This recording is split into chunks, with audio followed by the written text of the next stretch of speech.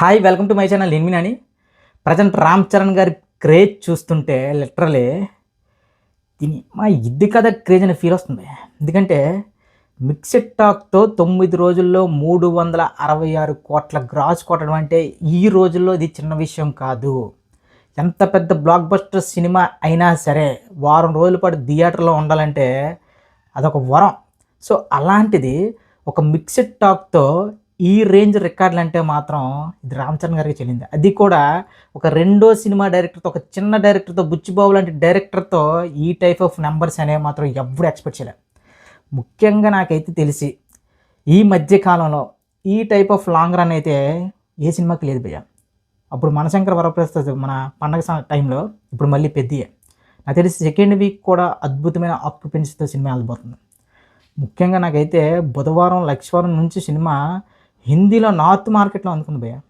దానికి తోడు ఈరోజు బుక్ మై షోలో, శనివారం బుక్ మై షోలో అవర్స్లీ ట్రెండింగ్లో గంటకి 11 నుంచి 15,000 టికెట్లు అమ్ముడిపోతున్నాయి. సో దీన్ని బట్టి పెద్ది అనే సినిమా ఇంకొక వారం రోజుల పాటు లాంగ్ రన్లో ఎరక్కుమ్మడం ఖాయం. మీరు ఫిక్స్ అయిపోండి. యాక్చువల్లీ అన్నీ కలిసి వస్తే నిజంగా నార్త్ బెల్ట్ కానీ కొద్దిగా సహాయం చేసుంటే మాత్రం ఇప్పటికి 500 కోట్లు అంటే నేను లాస్ట్ వీడియోలో కూడా చాలా వీడియోలో చెప్పాను. ఇంకా ఫస్ట్ వీక్లోనే 500 కోట్లు కొట్టబోతుంది పెద్ది అనే సినిమా. కానీ నార్త్ నుంచి సపోర్ట్ తగ్గడంతో ప్రజెంట్ 366 కోట్లు కాగిన సినిమా. సో ఇక శనివారం ఆదివారం చాలా భయంకరమైన ఆక్యుపెన్సీతో ఉండబోతుంది. ఆల్మోస్ట్ నాకు తెలిసి ఈ సండే ఎండకల్లా దాదాపు 400 నుంచి 420 కోట్లు కొట్టచ్చు పోయాం. 400 అయితే ఇంకా ఈజీ కేక్ వర్క్. కాకపోతే ఇప్పుడు తెలుగు రాష్ట్రాల్లో ఈ సినిమా బిజినెస్ ఎంతైంది, అసలు తెలుగు రాష్ట్రాల్లో బ్రేక్ ఈవెన్ అయ్యిందా లేదా అనే విషయాల గురించి మాట్లాడుకుంటే లెక్కలతో సహా చెప్తాను. తెలుగు రాష్ట్రాల్లో ఈ సినిమాని 133 కోట్లు కొన్నారు భయ్య. మనం ప్రీమియర్స్లో స్టార్ట్ చేద్దాం. ప్రీమియర్స్తో స్టార్ట్ చేసి ఇప్పుడు ఈ 9 రోజుల్లో ఒక్కొక్క రోజు ఎంత కలెక్ట్ చేసింది, దీన్ని బట్టి మొత్తం ఎంత రికవరీ అయ్యింది, ఇంకా బ్రేక్ ఈవెన్ కొట్టడానికి ఎంత అనే విషయాల గురించి మాట్లాడుకుంటే మొదటగా ప్రీమియర్స్ నుంచి స్టార్ట్ చేస్తే ప్రీమియర్స్ రోజు దాదాపు 17.65 కోట్లు. క్లియర్గా చెప్తున్నా, ప్రతిది కూడా లెక్కే. ఇందులో ఎలాంటి అంటే ఈ ఫేక్ కలెక్షన్స్ అవి రుద్రాల వేవులు ప్యూర్ ఆర్గానిక్గా మాట్లాడుకుంటాం. డే 1 55.20 కోట్లు. ఇక డే 2కి వచ్చేసరికి 26 కోట్లు. డే 3 28.85 కోట్లు. డే 4 అయితే డే 3 కంటే చాలా హ్యూజ్ జంప్ అయింది. ఇదైతే ఆల్మోస్ట్ డే 3 అనేది 30 కోట్ల దగ్గర పోయే గ్రాసు.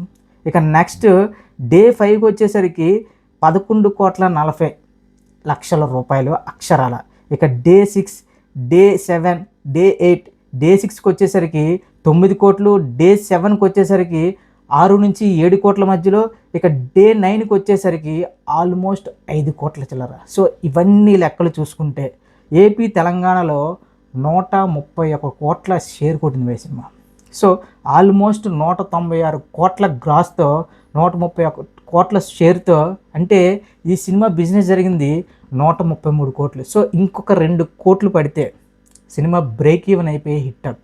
సో ఈ 2 కోట్లు అనేది ఈ శనివారం ఎండకల్లా మొత్తం బ్రేక్ ఈవెన్ అయిపోయి, నేను ముందు నుంచి చెప్తున్నా సినిమా ఆదివారం తర్వాత నుంచి ఖచ్చితంగా లాభాల్లోకి వెళ్ళబోతుందని. ఇది మాత్రం ప్యూర్ ర్యాంపేజ్. ముఖ్యంగా ఉత్తరాంధ్ర, కోస్టలాంధ్ర, ఇక నైజాం, వైజాగ్ సెంటర్లో అయితే నైజాం మించి కొట్టారు భయ్య. దాదాపు ఇప్పటికే ₹1,00,00,000 దగ్గర ప్రాఫిట్లో ఉన్నాడంట డిస్ట్రిబ్యూటర్, సో ఈ ఎగ్జిబిటర్స్. సో ఇవన్నీ చూస్తుంటే నైజాం 55 కోట్ల షేర్ ఇప్పటివరకు రిలీజ్ అయిందని చెప్తుంది, ఇప్పటివరకు రికవరీ చేసిందని చెప్తున్నారు. సో ఓవరాల్గా పెద్ది అనే సినిమా మాత్రం ఎవడు ఎంత నెగిటివిటీ స్ప్రెడ్ చేసినా ఏం చేసినా సరే, ఒక కంటెంట్ పడితే, కరెక్ట్ హీరో కంటెంట్ పడితే ర్యాంపేజ్ ఎలా ఉంటుంది. ఈ విషయంలో మాత్రం రామ్ చరణ్ గారు, ఏఆర్ రెహమాన్ గారు, బుచ్చిబాబు గారు ప్రాణం పెట్టారు. ఇక జగపతి బాబు గారి యాక్టింగ్కి అయితే ఫ్యామిలీస్ కన్నీళ్ళు పెట్టేస్తున్నారు భయ్య. చెప్తున్నా కదా, ఈరోజు కూడా సాటర్డే కూడా వైజాగ్లో మెలోడీ, సంఘం, కిన్నెర, జగదంబ లాంటి పెద్ద థియేటర్లని హౌస్ఫుల్ బోర్డ్స్. సో దీన్ని బట్టి ఇక సండే ర్యాంపేజ్ ఏ లెవెల్లో ఉండబోతుందో ఒక్కసారి ఉంచుకోండి. నేను మళ్ళీ చెప్తున్నా, పెద్ది అనే సినిమా ఎవడో ఆపితే ఆగిపోయే సినిమా కాదు. ఇది మౌత్ పబ్లిసిటీతో నడుస్తున్న సినిమా. దీన్ని ఎవడు కూడా 500 కోట్లకి ₹1 తక్కువ లేకుండా కూడా ఈ సినిమా వదలదు. ఎందుకంటే అన్న, నార్త్లో కానీ సపోర్ట్ ఉండుంటే ఆ ర్యాంపేజ్ వేరే ఉండు. మరి నార్త్లో ఇప్పుడు మనకి అర్థం చేసుకోవాల్సింది ఏంటంటే, పుష్ప 2 తర్వాత ఒక్కసారిగా నార్త్లో బిజినెస్ అనేది డౌన్ అయింది. ఇప్పుడు మళ్ళీ నార్త్లో బిజినెస్ అనేది పెరగాలంటే నాకు తెలిసి పెద్ద డైరెక్టరు, పెద్ద కాంబినేషను, లేదా ఒక 1000 కోట్లు ఖర్చు పెట్టో 2000 కోట్లు ఖర్చు పెట్టి మనకు పెద్ద పబ్లిసిటీ స్టంట్స్ చేస్తే తప్ప ఇప్పుడు నార్త్లో బిజినెస్ రీచ్ అయ్యే ఛాన్స్ లేదు. సో ఇలాంటి టైంలో అంటే సినిమా రిలీజ్ అయిన వారం రోజుల తర్వాత ఇప్పుడు నార్త్లో బుకింగ్స్ ఫుల్ అవుతున్నాయి. ఇప్పుడు మీరైనా చూడండి, బుక్ మై షోలో కానీ, డిస్ట్రిక్ట్లో కానీ, ముంబై, పూణే, ఢిల్లీ లాంటి ఏరియాస్లో ఫాస్ట్ ఫిల్లింగ్స్ పెడుతున్నాడు. సో అంటే ఇప్పుడు సెకండ్ ఇన్నింగ్ స్టార్ట్ చేసాడు బుచ్చిబాబు, సో ఇప్పుడు అక్కడ సెకండ్ ఇన్నింగ్స్ స్టార్ట్ చేసేటప్పుడు మన పెద్దగాడు అని చెప్పి చాలా హ్యాపీగా చెప్పొచ్చు. ఎందుకంటే ఈ సెకండ్ ఇన్నింగ్స్ కానీ లాంగ్ రన్ అయ్యిందా నార్త్లో తల కిందులైపోతాయి రికార్డ్స్ అన్నీ కూడా. ఒక్కసారి ఊహించుకోండి, ఇలా చాలా సినిమాలు జరిగాయి గతంలో. చాలా సినిమాలు ఫస్ట్ 1 వీక్ అంటే నార్త్ ఆడియన్స్ సరిగ్గా పట్టించుకోకపోవడం, నెక్స్ట్ నుంచి నెగిటివ్ రివ్యూస్ పట్టి రావడం, అవి ఇవి పక్కన పెట్టి థియేటర్కి వెళ్తే మాత్రం ఈవెన్ రోబో 2 కూడా అలాగే జరిగింది.